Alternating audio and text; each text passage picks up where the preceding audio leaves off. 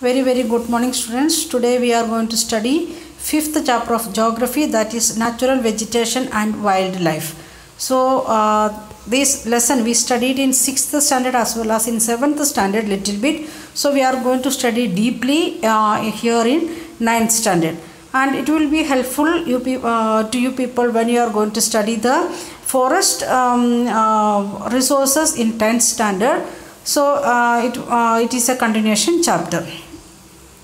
Okay, this year that lesson already deleted because some lessons are in revised syllabus because of this pandemic. They reduced.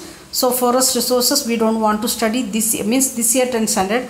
We don't know about what when you are coming to 10th standard we want to study or not. At the same time, it will be helpful to understand the pastoral's life when we are going to study history last lesson, 5th lesson, the nomadic pastoral life. That time also it will help us to understand which type of the forest where the people was moving from one place to another place, like that. Okay, so introduction, then we can see the subtopics, what is flora, fauna, then relief features. In that we want to understand types of soil, then land type, then climate according to the temperature, then photo period or sunlight, then precipitation or rainfall. All these things affecting the types of vegetation. So again, types of vegetation we are having 5 types. Tropical evergreen forest, and here in map it is given where in India we are having these different types of vegetation. Then comes the tropical deciduous forest, then comes the thorn forest and shrubs, then comes montane forest, then mangrove forest. Like this 5 types of forest we are having. Then comes the wildlife. Here we are seeing where we are having the reserved forest or reserved area for the animal park and other things. We can see here wildlife sanctuary, then bird sanctuary, then national park, like that things we want to understand. And what is the importance of some of the schemes given by government because of the vulnerability of the particular animals or birds, they are going to be vanished from earth. Then some of the areas we kept especially for like that tiger project, like that things also we want to study in this lesson. This is all about the lesson, very easy lesson, and if you are understanding little bit what it is and and what is the amount of rainfall or what is the degree of temperature, then very easily we can understand. According to that, climate as well as the vegetation will be different. According to that, the wildlife also will be different. So it is dependent each other. We can't avoid like that climate or the relief features as well as the natural vegetation plus wildlife. So let us see the introduction. Have you observed the types of trees, bushes, grasses and birds in the field and the park in around our school, your school? Are they similar or are they there are variations? In India, being a vast country, you can imagine the types of bioforms available throughout the country. If you are looking this what we can say lockdown period, or schools are closed for 7 months. Now peacocks are coming to our school ground. Different times I have observed groups of peacocks or peahen with chicks, they are coming to our school ground and roaming like that. If it is school days, because of the vehicle sound and student sound, it may not come inside the campus. So the types of trees, what types of trees we are seeing? It may be we are planting and we are growing, or sometimes naturally it is coming up, like the different types of. So you want to observe all these things, what are types of trees we are seeing in our school ground or near to your home or when you are coming to school. Okay, our country India has one of the 12 mega diversity countries in the world. We are having mega biodiversity, means different types of biodiversities we can see in our country. Like that we are having, India is the one of the 12 countries out of 12 countries having mega biodiversity countries. In that India is also one of the country. With about 47,000 plant species, India occupies 10th place in the world and 4th in the Asia in plant diversity. In India, we are having 47,000 different types of plants. So we are getting our place is the 10th place in the world and 4th place in Asia. There are about 15,000 flowering plants in India, with account for 6% of the world's total number of flowering plants. In India, we are having 60% of world's total number of flowering plants. Then what is the number? 15,000. That is variety, not the number of plants. Okay.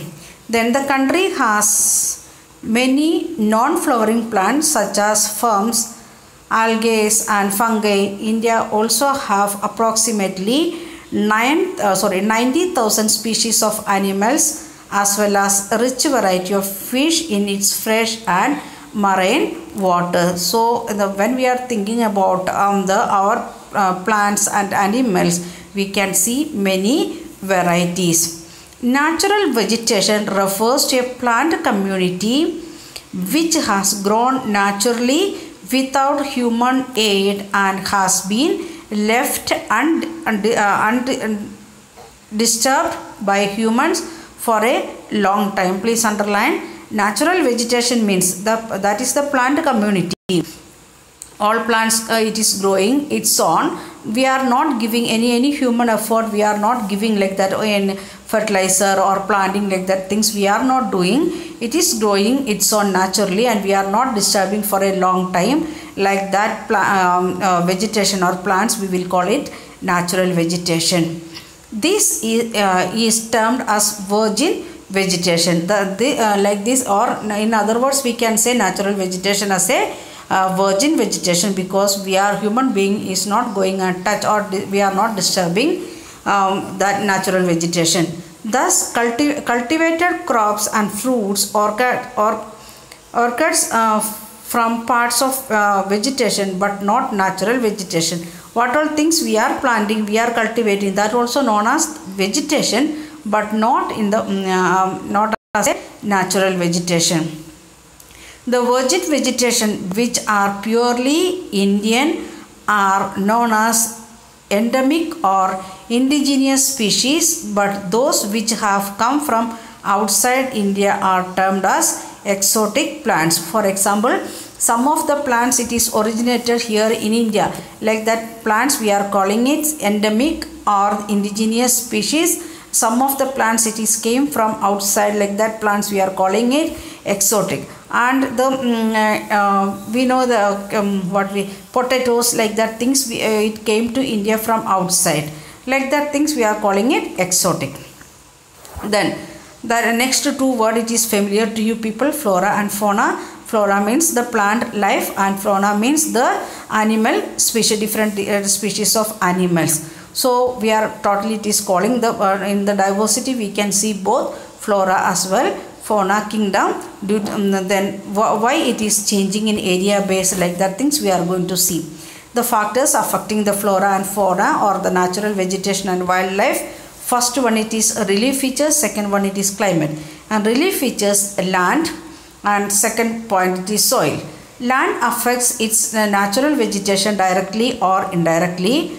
Do we expect the same type of vegetation in mountains, plateaus and plain areas, or in dry and wet regions? That is not at all possible, that we know.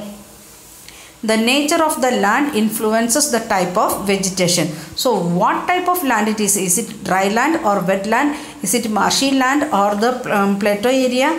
Is it the plain area or it is a flood plain area? According to the vegetation it is varies. The fertile level is generally devoted to the agriculture. What we are doing, the fertile land we are using for agriculture purpose, and this fertility itself will help to grow the plants. And the undulating and the rough terrains are areas where grasslands and woodlands develop and give shelter to the variety of wildlife. Wherever uneven lands we can see, or the rough terrains, there what we are doing we are keeping it is empty to grow its own natural vegetation, and there we can see the wildlife also. Next, it is soil types. Soil is also vary from space over space. Different types of soil provides basics for different types of vegetation. So we know about laterite soil or black soil or like the different type of soil we know. According to that, what is happening, the types of vegetation also varies. The sandy soil of a desert support cactus or thorny bushes, while wet and marshy deltaic soil supports mangrove and deltaic vegetation. So according to the what type of soil and how it is getting the water facility, according to that the vegetation will be different. The hill slopes with some depth of soil have conical trees. Why it is where we can see that we will see in the coming parts. So the conical, what is the specialty of the conical trees? The leaves end part it will be longer. Why? Because of the wind it is moving from one side of the hill slopes. So we can see the leaves are end of part of the leaves are long. Then next one, it is climate, that we will continue in next video.